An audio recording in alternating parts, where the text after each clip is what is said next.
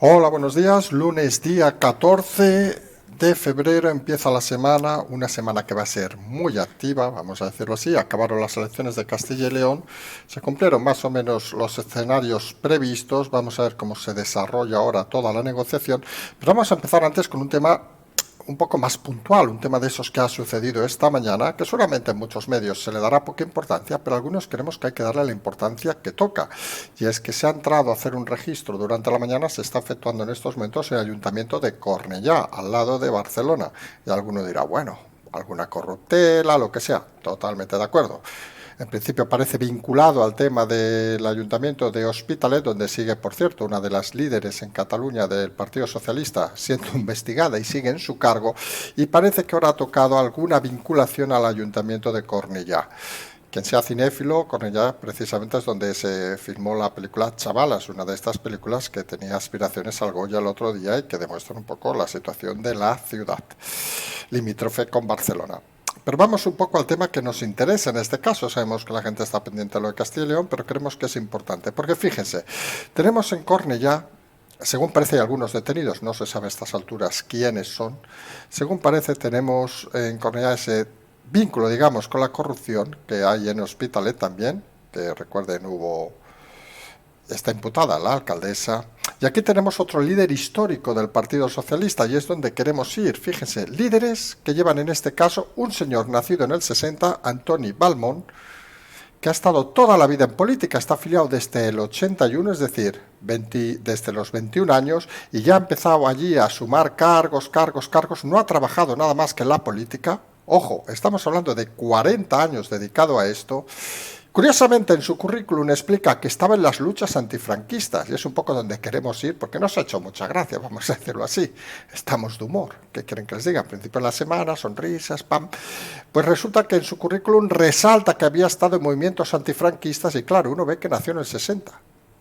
Y claro, dice, joder, a los 14 años, claro, a los 15, depende del mes que naciera, ya está en movimientos antifranquistas. De forma significativa. Pues nos parece cuanto menos extraño. A algunos nos da la sensación que algunos se apuntan a un bombardeo, aunque nacieran en el 72, aunque nacieran en el 77, dirían que están en movimientos antifranquistas. Y es eso que creemos algunos que hay que explicar o denunciar de esta gente que ha vivido de unas ideas y de unos manuales fantasiosos, que se inventa su historia y que solo saben vivir de la política. ¿Nos gustaría este señor Balmont? No sabemos obviamente si está implicado o no, esperemos que no, porque no deja de ser un alcalde en toda esta trama que está investigando la policía, curiosamente la Policía Nacional, la UDEF, que ha entrado en el Ayuntamiento de Cornellá. Pero se hace curioso, al ver estas situaciones, reflexionar sobre la clase política que tenemos. Porque estamos delante de otro personaje que lleva toda la vida desde los 21 años que se afilió, como el propio ministro Iceta, por decir alguien más en Cataluña, viviendo del cuento y viviendo de la política. Seguramente es de esta gente que no está en la política y no sabría nada que hacer. No estamos pensando ahora en Albert Rivera, pero podríamos pensar. Pero imagínense, si Albert Rivera era listo, ¿qué será de los que no parecen precisamente muy listos? Y esa es la realidad que no debemos olvidar. Al final, tantos años en el poder, tantos años sin saber hacer otra cosa, pues a algunos seguramente se le va la mano, que se parece el tema de Hospitalet, y vamos a ver si a algún lugar más se le va la mano. Pero creemos, y esa es la conclusión que queríamos llegar, que hay que reflexionar todos sobre qué clase política tenemos y por qué un buen número de políticos se han perpetuado en la política sin tener otro tipo de vida. Porque curiosamente, y eso lo vemos y ya entramos en Castilla y León, en políticos que también han entrado en el último periodo, y estamos pensando en Inés Arrimadas, por decir a alguien, que atina fracaso tras fracaso, el de ayer ya es escandaloso, perder 11 diputados, procuradores, que se dice pronto, pero realmente en Madrid se quedó a cero, recordemos, y en Mundo Val, su líder, carismático según ellos, pues no renunció ni al acta del Congreso para presentarse. Imagínense qué ganas tenía de salir de diputado en Madrid. Pero la realidad es que estamos asistiendo, y ese es el concepto importante a remarcar tras estas elecciones de Castilla y León, a un grupo de políticos que no entienden que los resultados son los que deben marcar tu futuro. Y hablamos muchas veces de la empresa privada. aquí lo hemos repetido en multitud de ocasiones, en la empresa privada hay comportamientos que no se aceptarían. Ya no hablamos obviamente de la corrupción, pero no tiene sentido, o es difícil de ver, que políticos, y ponemos el ejemplo de Arrimadas, por citar el más claro, o lo de los líderes de Podemos, que se hunden elección tras elección, sigan manteniéndose en el poder como si nada pasara. Esto es como si una empresa facturara, imagínense, si cada diputado le ponemos un precio a 50 millones y ahora facturara 9 millones. Hombre, pues parece, recordemos tenía 50 diputados, Ciudadanos en su momento y bajó a 10, ahora están en 9. Imagínense qué pensaría uno de una empresa así. O que ustedes recibieran cada mes, me invento la cifra, 5.000 euros y ahora recibieran escasamente 900. Hombre, pues parece que su vida sería un poco más complicada. Y esa es la realidad. O 2.500 y 450, para hacer números más reales a la mayoría. Podemos decir, o 1.250 y 200 euros. Imagínense, con 1.200 euros, usted más o menos puede tener, depende en qué zonas de España, una vida más o menos apretada, pero bien.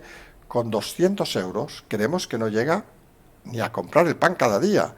Y esa es la realidad que los políticos no entienden, que la política no es solo dar discursos, sino es asumir los resultados, cosa que obviamente tras estas elecciones de Castilla y León creemos deberían hacer la mayoría de partidos. Porque el gran derrotado, volvemos a insistir, los números están ahí, es la coalición de gobierno. El PSOE pierde nada más y nada menos que 7 procuradores, aunque todos los medios de izquierda estén titulando debacle en el PP. Oiga, que el PP ha ganado y venía de haber perdido, que lo podía haber hecho mejor, indiscutible, que Casado parece cada vez menos líder y que Ayuso ya ha sacado esta mañana un poco la patita para demostrar que ella no aspira solo a Madrid, también es cierto, pero la realidad de los números es que un partido que había ganado ha perdido, que es el PSOE, ha perdido además 7 escaños estando en la oposición, que saben que habitualmente cuando uno está en la oposición, excepto que hay un gobierno brillante, acostumbra a sumar más que a restar, pero el PP, estando en la oposición, ha restado 7,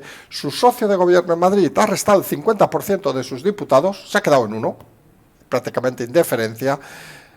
El partido de Arrimadas con Igea se ha quedado en 1, que encima le felicitaba ayer a Arrimadas, son unos cachondos de verdad, porque lo de Ciudadanos no tiene nombre. Perder 11, bueno, ya habían perdido los que habían perdido en el resto de elecciones, hablando por ejemplo de Madrid, y parecía que no pasará nada. Aquí ya lo hemos dicho, aquí Arrimadas, mientras ella tenga aspiraciones de ser ministra, no va a desaparecer del partido donde está. Y esos parece claramente que son los perdedores. Obviamente, las expectativas del PP, pues parece que no se han cumplido. Y aquí hay que hacer un hincapié, como explicamos en el especial que hicimos, sobre la presencia o no de Pablo Casado. Parece que Pablo Casado resta votos, resta ilusión al partido. Joder, Egea, parece que nadie lo vea. No lo sabemos si es que somos muy listos o algunos son muy tontos. Y eso parece una realidad clarísima. Y en ese escenario, según parece, la idea o el miedo a pactar con Vox, que lo que hace, en el fondo nosotros lo hemos dicho en muchas ocasiones y sabemos que tenemos oyentes de Vox y sabemos que tenemos oyentes radicales de Vox, que nos ponen a parir. Ayer ya lo hicieron algunos cuando explicamos lo del techo. Pero la realidad es que nosotros seguimos insistiendo en lo mismo que decíamos hace 2 años. Para el PP, a día de hoy, es más asumible pactar con Vox que pactar al PSOE con Bildu. Vamos a decirlo con claridad. Es que es una situación incomparable. Y el problema del PP es el complejo que tienen de creerse que pactan con el demonio. Y Vox tendrá sus defectos, que aquí hemos explicado unos cuantos, creemos nosotros, pero si atajas el mensaje menos radical de Vox, que siempre en las negociaciones se puede atajar todo, pues nos encontramos un cúmulo de gente en esos gráficos que hacemos a veces, que ponemos a Vox entre el 7 y el 9, que podrían estar cercanos al 7 y quizá con esa línea el PP debería estar cómodo, porque el PP en el fondo, en el caso por ejemplo de Madrid y Ayuso, se mueve fácilmente entre el 5 y el 8, vamos a decirlo así, con lo cual ese 7 que en Castilla y León parece claro y rotundo que se queda de la mano de Vox, parece que es un lugar de negociación plácido, porque es el lugar donde mucho votante del PP está cómodo y donde mucho votante de Vox está cómodo. ese anhelo que tiene el Partido Popular, ese pánico que tiene de que le vinculen. Hoy ha sido incluso Bildu que ha dicho, ¡ojo! Al PP si pacta con Vox, porque eso le llevaría a la más ultraderecha de Europa. Y dices, joder, si vosotros apoyabais a los que pegaban un tiro en la cabeza, coño, pero ¿de qué cojones me está hablando Bildu? Que como hemos dicho, tiene todo el respeto al mundo para estar en las instituciones, obviamente, pero tampoco para decir tantas tonterías. Y ese complejo que atinan y catizan los medios de propaganda prostituidos, solo hay que ver hoy las portadas de todos los diarios de izquierda, PP en manos de Vox, la ultraderecha ha ganado, etcétera, etcétera, etcétera. Y nosotros seguimos insistiendo en un discurso que hay algunos, incluso algún medio, que opina totalmente contrario, que dicen que no hay techo de Vox. Nosotros creemos que el techo se ha producido ahora. Porque si con un líder poco carismático como, y vamos a intentar explicarlo, son un líder poco carismático como Casado, fíjense que no sucede en Madrid, con un líder con poco gancho como Casado, con un momento que hay mucho voto prestado del PP a Vox, porque entienden gente que se mueve en el 6 y el 7, en un momento que Vox casi llega hasta el 6 prácticamente en esos números, y el PP se arrincona entre el 4, el 5 y el 6, consigue Vox un gran ascenso, no hay que negarlo, pero consigue 13 diputados y se consolida como la tercera fuerza, queda claro que está lejos de ser la primera y la segunda.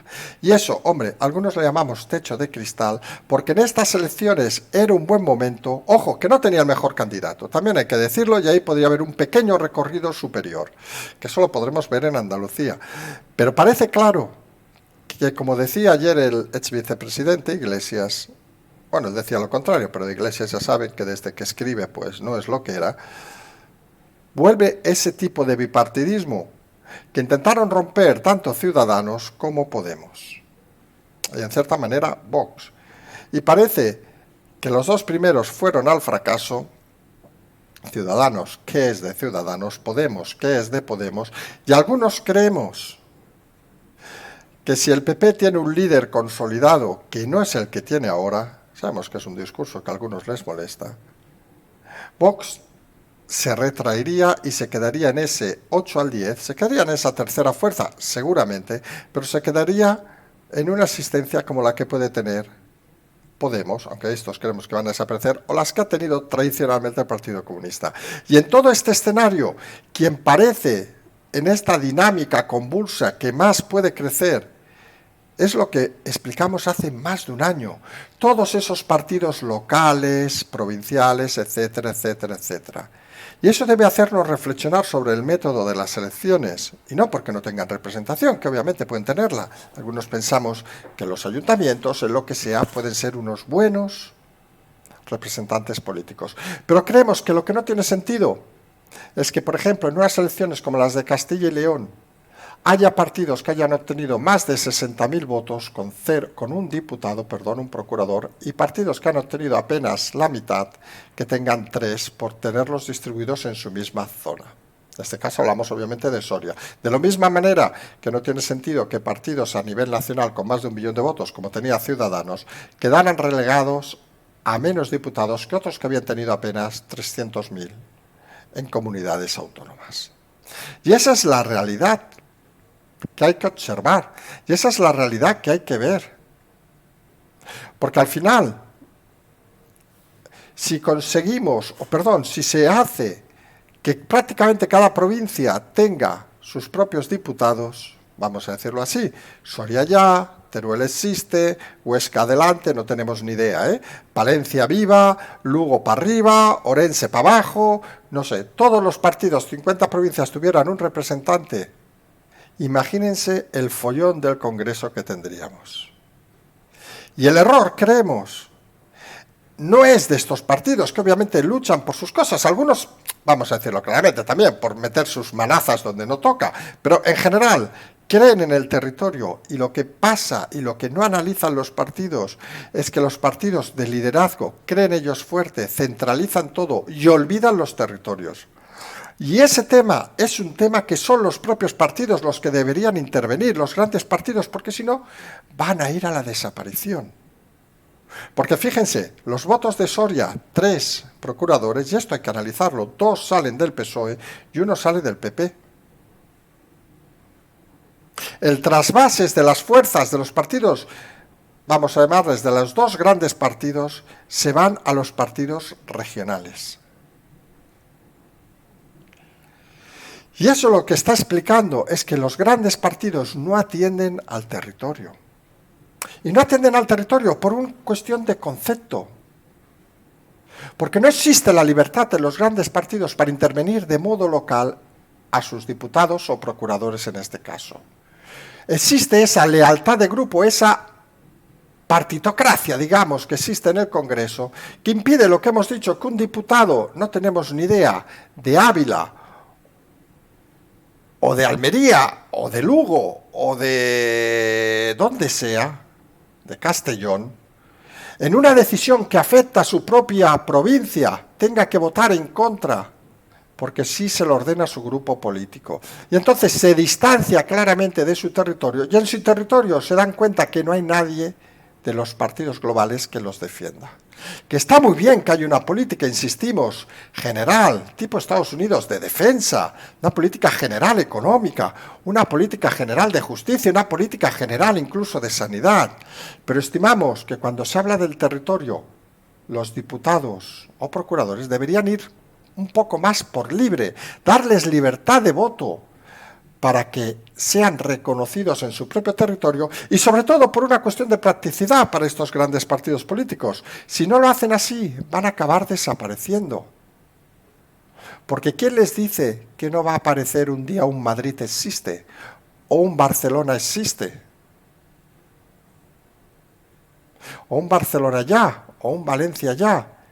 Y los nidos de votación de estos partidos, habitualmente en muchos casos urbanos, pueden cerrarse ante la irrupción de nuevos partidos locales y regionales que no solo convertirían el Congreso en un circo, más de lo que es, también hay que decirlo, sino convertirían la sensación de la ciudadanía en que la política no te lleva a ningún lado si no conoces o estás cerca de los problemas del territorio. Y esa es la lección que deben haber sacado, deberían haber sacado. Creemos que no son capaces de sacar esa lección, también decimos la verdad. Los pensadores de los 2 grandes partidos. Han fracasado ambos, creemos que uno más que otro, en este caso el PSOE, pero deberían ver con preocupación esa erupción con al final 7 procuradores, 3 por Soria, 3 por León, que ya tenían 1, y 1 por Ávila, de partidos que realmente dicen, ya veremos luego en la práctica, interesarse por su provincia, dicen interesarse por sus ciudadanos y no se quedan en el mensaje común, vulgar y sin interés para los ciudadanos. Al final, la política es servir a los ciudadanos. Si tú, desde un partido mayoritario, olvidas a los ciudadanos y los tratas como ellos tratan a los diputados, como elementos que solo deben subir la mano cuando toca, pues al final los resultados son los que son. Y está claro que esa línea van a ver que va a continuar en siguientes y siguientes elecciones. Y ya no hablamos de si son marca blanca o dejan de ser marca blanca, porque al final esos votos se pueden convertir en decisivos y al final lo que les importa, en principio, es apoyar medidas para su localidad o su provincia y no les interesa el resto de la comunidad o el resto de la provincia o el resto de provincias en el caso de España. Y creemos que quien representa a toda una entidad, hablemos de comunidad autónoma o hablemos de Congreso, en este caso de país, debe o tiene la obligación de estar pendiente de todos los ciudadanos, con un especial interés, nadie lo niega, a su propia provincia donde ha sido elegido, en el caso de procuradores o en el caso de país, pero sin lugar a dudas con también un interés global que algunos desde lo local parece apenas tienen. Es una reflexión que creemos hay que hacer en voz alta y que deberían hacer los grandes partidos, que si el camino es disgregar, por mal camino se va. Aunque hablando de mal camino, hemos hablado de los perdedores, parece que lo de Tezanos empieza a tener poco nombre. Un presupuesto, recuerden, ampliado este año a más de 11 millones de euros y no adivinó ni uno de los 5. Ya sabemos que lo de las encuestas sociológicas y el CIS no es tirar una bolita y a ver qué sale, pero hombre, se espera un poco de seriedad, porque este señor parece que se equivoca de forma continuada todas las encuestas y parece cada vez más claro que no está moviendo encuestas, sino está moviendo intención de voto para intentar, de alguna manera, centrar a los votantes en duda para movilizarlos por un lado u otro. Siempre, curiosamente, dando favorable las cifras al gobierno, que está claro, vamos a decirlo, que no se las cree, porque si se las creyera, creo que nadie duda que Sánchez hubiera convocado elecciones hace muchos meses. Y esa es una plasmable realidad. Los políticos convocan elecciones cuando creen que están en disposición de ganarlas y, según Tezanos, Sánchez arrasaría. Y no las convoca, pues opción 1, Sánchez no quiere perpetuarse en el poder, ja, ja, ja, ja. Opción 2, no se crea Tezanos y usan las encuestas simple y llanamente para movilizar ese voto que les cuesta movilizar. A todo esto, no todo se resume hoy en Castilla y León, obviamente, ya hemos hablado del tema de la entrada de la Policía Nacional en Cornellá, y también hay que hablar de otro tema que empieza a preocupar. El día 28 de febrero finalizan los ERTES, finalmente parece, salvo novedad, ya saben que Yolanda Díaz, por salir en una foto, es capaz de volverlos a aprobar mañana, y parece que va a darse una situación complicada. Se está hablando de más de 300.000 personas, que imagínense cómo repercutiría la tasa de paro, que en principio, en muchos casos, y eso es una información totalmente contrastable, van a quedar o están en lo que se llama empresas prácticamente desaparecidas o en desaparición, zombies, denominadas empresas zombies. Y esa es la realidad. Ya me dirán qué empresa ha aguantado 2 años cerrada y va a empezar de cero. En este momento parece cuanto menos complicado. Vamos a ver las estadísticas si se cierran los ERTES de ese mes, por dónde van a ir, y vamos a empezar a ver algo que nosotros hemos constatado desde hace tiempo, que esta recuperación de la que tanto hablan algunos no existe. Solo hay que ver los datos del crecimiento del PIB, sacamos ayer una gráfica, que en el periodo 2019-2021 había países que habían crecido más del 20 y del 30%, y España en ese periodo era el único del OCDE que estaba todavía en negativo. Nosotros, de forma irónica, giramos la tabla para estar los primeros, suponemos es lo que hace el gobierno antes de cualquier rueda de prensa, pero la realidad, lo que insistimos, los datos son los que son. A algunos se sorprende que con todos esos datos que están saliendo el PSOE todavía aguante cuerpo. Hombre, y algunos pensamos que está en sus bajos. Perder 7 diputados ya es prácticamente entrar en una situación muy complicada. Porque volvemos a insistir en los datos de ayer, la suma del centro-derecha, si algún día se ponen de acuerdo, da una victoria cómoda y plácida. Que algunos prefieren inventar como Egea para no sabemos qué, oiga, allá cada uno. Pero los datos son los datos y el cambio está ahí. Y ese cambio debería producirse si no fuera porque algunos prefieren la comodidad de la oposición a que diga a alguien que se suman con sectores de ultraderecha, que por cierto, algunos creemos que no lo son. Y a todo esto, hoy las bolsas se han pegado una bofetada, obviamente no por lo de Castilla y León, obviamente, decíamos que era como lo de Murcia, que interesa lo que interesa, sino más bien por el tema de Ucrania y Rusia. Según parece, podría, vamos a decirlo así, disiparse un poco la situación si Ucrania aceptara, y algunos podrían hablar de chantaje, lo que sea, pero en principio es la manifestación más clara que ha dicho el presidente Putin, estamos aquí pensando en 20 años atrás, que sería que Ucrania renunciara a su participación en la OTAN. No está, ha pedido entrar, y parece que en ese argumento es donde podría estar un kit importante de la cuestión. El miedo de Rusia de tener a un país de la OTAN tocando, ya tiene alguno, pero tocando sus fronteras, podría llevar de una manera automática a desescalar el tema. Nosotros ya explicamos ayer que este es un tema que, miren, podemos estar hablando y puede estar invadiendo ahora Rusia o Ucrania en 5 minutos, o podemos estar 4 meses igual. Lo que está claro que las bolsas lo han notado, que la situación parece que cada vez está más complicada, ese momento de distensión veremos si llega, y si llega o llega tarde. Luego algunos pueden interpretar que quién cojones es Rusia para obligar a un país a no pertenecer a un tratado como el de la OTAN. Estamos totalmente de acuerdo, pero a veces toca hacer ciertas cosas para intentar apaciguar los ánimos. Algunos pensamos, y esperamos que seamos muchos, que en el siglo XXI, perdón la vulgaridad, cascarse una guerra, pues ¿qué quieren que les diga? Hay más cosas interesantes por las que morir. Y algunos, cuando pensamos en escenarios bélicos, nos desagrada bastante pensar que gente, en su mayoría jóvenes, acaba muriendo por una bandera, por un himno o por un trozo de tierra. Creemos que la vida es más interesante que eso. Y ahí es donde deben aparecer las negociaciones y donde debe intentar buscarse un acuerdo común. Porque dos no se pelean si dos no quieren. Creemos en eso, veremos, eso también es cierto, que estamos analizando una situación geopolítica que no es una situación, vamos a decir, mediterránea, por llamar de alguna manera, ni una situación más europea, sino es una situación con temas históricos importantes detrás y con ganas de algunos contra otros, también hay que decirlo. Y en ese sentido habría que intentar ver la manera de que todos intenten llegar a un acuerdo que no dejen a nadie indiferente y que ofrezca tranquilidad a una zona que al final, nos guste o no, pues está en Europa. Y ya tenemos muchos problemas en Europa, como para tener ahora en medio una puñetera guerra. En fin, son cosas que pasan y son cosas que habrá que ver de muy cerca las próximas horas y los próximos días.